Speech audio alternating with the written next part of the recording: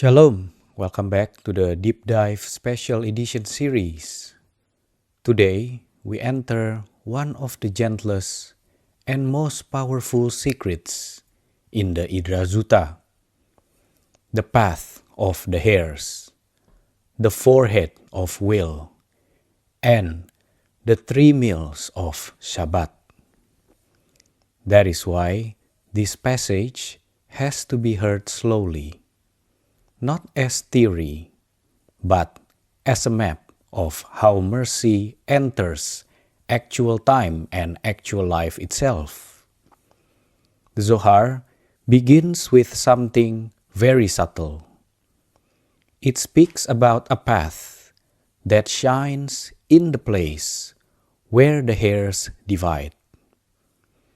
The hairs come out from the concealed brain of Atika Kadisha, and in the middle of that division, there is one shining path. Now, hair in the Zohar is never just hair. Hair means a very thin channel of light. It means a flow that has become so delicate and measured that the lower worlds can actually receive it. The light narrows itself into strands, lines, and pathways. And in the middle of those pathways, there is one special path. The Zohar says, this is the path where the righteous shine in the world to come. This is the path hinted to in the verse. The path of the righteous is like the gleam of sunlight, growing brighter and brighter. It is also connected to the verse, "Then you shall delight yourself in Hashem." It is the inner road of delight, not pleasure in the shallow sense. This is delight in Hashem. This is the soul reaching a state where it no longer needs to fight reality. It is resting inside the divine flow. That is why the Zohar places this path in the division of the hairs. Because the righteous person learns how to walk between extremes, not escaping the world and not drowning in the world. The path of the righteous is a middle path, a luminous path, a thin, shining road between concealment and revelation. And from this one path, the Zohar says, all the other paths are depend on Zeir Anpin become illuminated. These are described as 613 paths. That number matters. 613 is the number of the mitzvot. So, the Zohar is telling us something very deep. Every mitzvah, every sacred action, every commandment, every act of alignment receives light from this one hidden path that begins in the concealed brain of Atika. A mitzvah is not just a rule. It is not just behavior. It is a path. When you give charity, guard your speech, pray with sincerity, or keep Sabbath with joy, you walk a path. And all these paths live because one higher path shines into them. That higher path is the divine root of all righteous movement. Then Rabbi Shimon deepens the teaching. He says, Atika, the oldest among the old, is the supernal Keter above. It is the crown with which all crowns are adorned. All the mohin, all the states of divine consciousness, receive their crown from there. The higher lights shine from there. The lower candles glow from there. Everything that has light is borrowing from this hidden source. But Atika itself remains hidden. This is very important. Everything receives from Atika, but Atika is not exhausted by what it gives. It lights every candle, but it is not reduced by the candles. It crowns every crown, but it is not contained by any crown.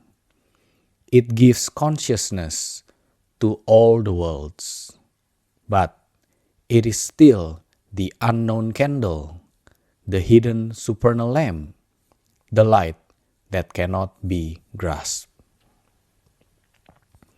The deepest source is often the quietest source. The highest light is not always the loudest light. Sometimes the most powerful presence simply sustains everything. Then the Idra Zuta gives a strange formulation. Atika is present in 3. Atika is present in 2. Atika is present in 1. At first, that sounds like contradiction, but all 3 are true. It is 3 because the revelation of Atika is structured through 3 heads, and these 3 heads become the root of the 3 columns, right, left, and center, giving, restraint, and harmony. Anything that flows into creation has to eventually pass through this threefold structure, because without 3, there is no balance. Pure right would overflow. Pure left would constrict. The center makes peace. So Atika is revealed in 3. But Atika is also in 2.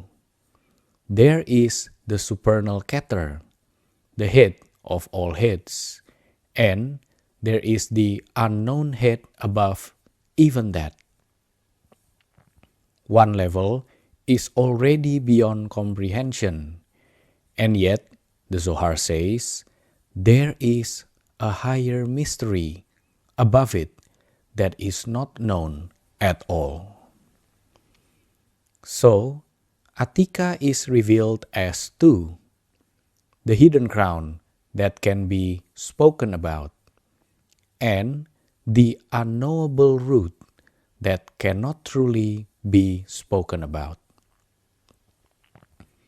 But then the Zohar says Atika is 1, and this is the final truth. All the distinctions are only for us. 3 is how the light becomes balanced.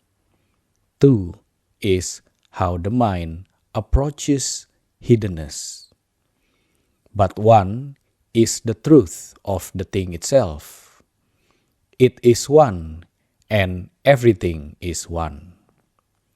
This is not a slogan. It is perception. When consciousness is scattered, everything looks divided. Mercy over here, judgment over there. Shabbat over here, weekday over there. Soul over here, body over there. But when the light of Atika is revealed, the divisions return to their source. The candles become connected. The lights become sanctified. Everything returns to one. And now the Zohar brings us to the forehead of will. The forehead that is revealed in Atika Kadisha is called Ratzon, will. Not will as stubbornness, not will as forcing things. Ratzon means divine favor. It means the deep desire of God toward goodness, mercy, reconciliation, and blessing. The Idra says that from the concealed higher head, a force extends and becomes included in the forehead. This force is sweetened, it is beautiful, it is gentle, and when it is revealed, the forehead is called will. This is one of the most practical teachings in the whole Idra Zuta, because when this will is revealed, the will of all wills is present in all the worlds. All prayers below are accepted. The face of Zeir Anpin shines. Everything is found in mercy. All judgments hide and are subdued. There are moments when prayer feels blocked. The words feel like they hit a wall. The heart wants to open, but something is heavy. The atmosphere feels narrow.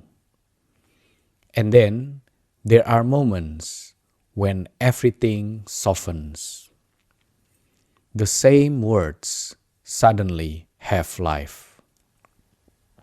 The same prayer suddenly has wings.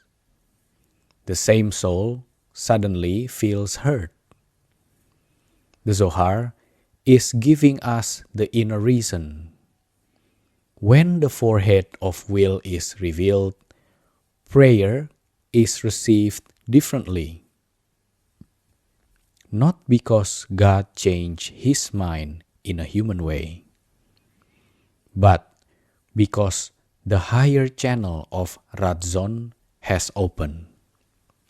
The face of Zeir Anpin shines because it is receiving from Atika. Judgment does not have the same authority in that moment. It hides. It is subdued.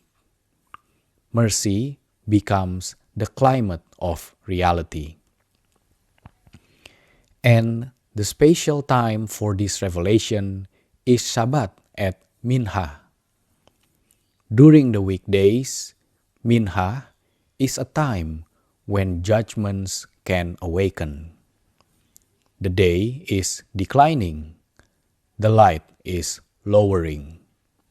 The world is moving toward evening. Spiritually, that can be a narrow hour. But on Shabbat, the opposite happens. At that very hour, the forehead of will is revealed. The place that could have been judgment becomes mercy. The hour that could have been constriction becomes desire. The descent of the day becomes an ascent of the soul. That is why Shabbat afternoon has such a deep, strange sweetness. It is not the excitement of Friday night. It is not the brightness of Shabbat morning. It is quieter than both. It is more inward. It feels like the whole world is being held in a soft hand. The Zohar says that when this forehead is revealed, all judgments are subdued, and mercy rests in all worlds. Shabbat is without judgment above and below. Even the fire of Gehenom sinks into its place, and the wicked have rest. Because if the forehead of will is shining, even the places of severity cannot burn in the same way. This is why an additional soul of joy is added on Shabbat. The extra soul is not just more energy, it is a wider vessel. It is the ability to receive the will that is being revealed. On Shabbat, your soul is expanded so it can taste a reality that is normally too subtle to hold. And this leads directly into the 3 meals of Shabbat. Rabbi Shimon says, a person must rejoice in the 3 meals of Shabbat, because the whole of faith is present in them. He says, one must set the table, eat the 3 meals of faith, and rejoice in them. This is not only about food. The table becomes an altar. The bread becomes a vessel. Through holy eating, the body participates in the secret of faith. The first meal is the meal of the queen. This is the Friday night meal, connected to Malchut, the Shekinah, the holy feminine presence. Night belongs to Malkuth, so the first meal receives Shabbat as a bride and queen. This meal says, the divine presence has entered the home. The second meal is the meal of Atika Kadisha, the most concealed of all concealed.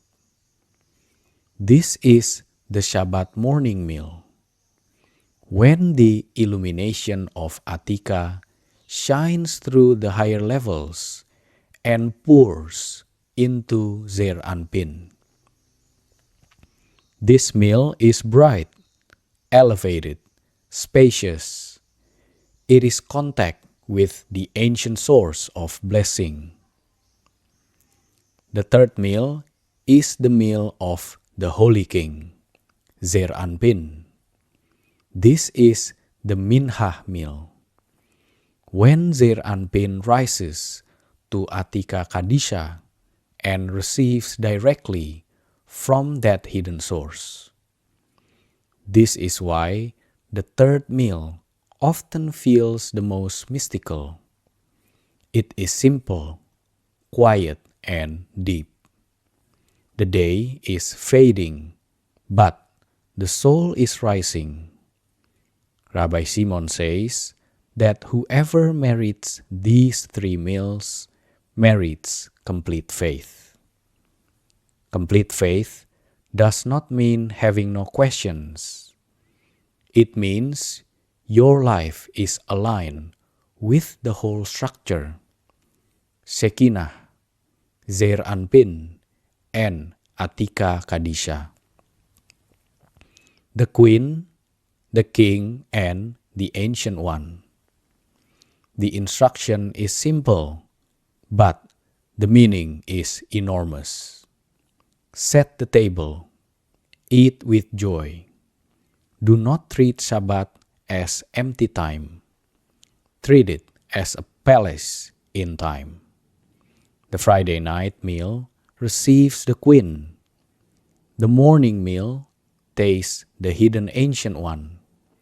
The third meal rises with the Holy King toward the forehead of will. And when that will is revealed. The Zohar says, all judgments are subdued in their chains. That means judgment is not destroyed, it is chained. It loses permission to rule. It cannot dominate the atmosphere. It cannot define the soul. The deeper will has appeared, and the deeper will is mercy. This is the secret of Shabbat according to the Idra Zuta. Shabbat is not only a day off. Shabbat is the weekly revelation of the highest desire of God. It is the time when the hidden path shines. The crowns are crowned. The many returns to one. The forehead opens as will.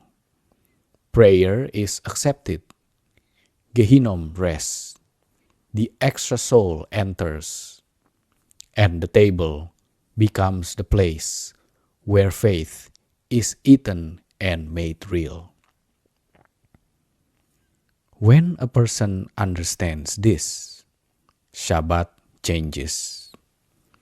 The candles are not decoration. The bread is not ordinary bread. The table is not ordinary furniture. Every part of it is a vessel for Ratzon, the will of all wills. And the most beautiful part is that this teaching is not only for the scholar. A simple person who sets the table with love, eats with gratitude, sings with sincerity, guards the peace of the home, and welcomes Shabbat with joy may be touching a level far beyond what the mind can explain. Because the highest things are often received through the simplest vessels. A table, a cup, bread, song, quiet, family, prayer, breath, rest. That is where the forehead of will shines. That's where the hidden path becomes a path you can actually walk. That is where faith becomes food. And that is where the soul remembers that beneath all judgment, beneath all struggle, beneath all concealment, the deepest will of the divine is mercy. Shalom.